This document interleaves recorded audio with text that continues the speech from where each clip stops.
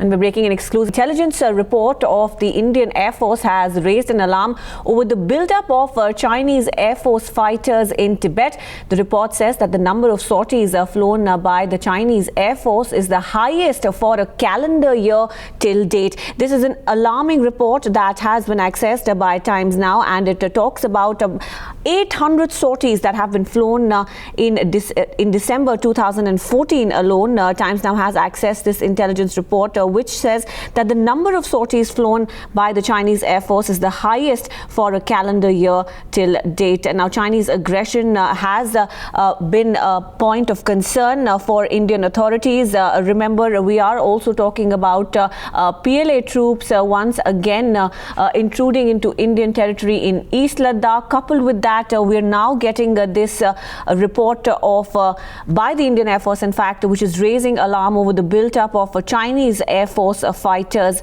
in Tibet. Now, India clearly very concerned over this development. Let's go across to our National Affairs editor, Srinjoy Chaudhary, who's joining us live on this story. Srinjoy, clearly a report that is alarming as far as the Indian side is concerned. Yes, it is a very alarming development, and the Air Force is very alarmed about it. The government is very alarmed about it. As you saw, the numbers are very, very clear. The first thing, of course, is that the number of sorties in Tibet of Chinese fighters is an exceptional number this year, and it's still, these figures are up to the 15th of November. And 1,299 is 58% more than any year in the past. That is the first thing.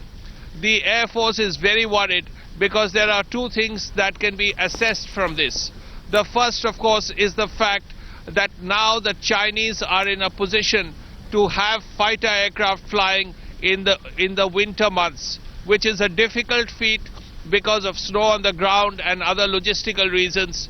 But the fact that the Chinese have been able to do it portends very, very badly for India. The second thing is, now the Chinese may be able to have permanent locations for fighter aircrafts in Tibet in the winter. That is the other thing that India is extremely concerned about, because now India will have to take special measures to keeping in mind the position of the Chinese fighters throughout the year in Tibet. That's the other point.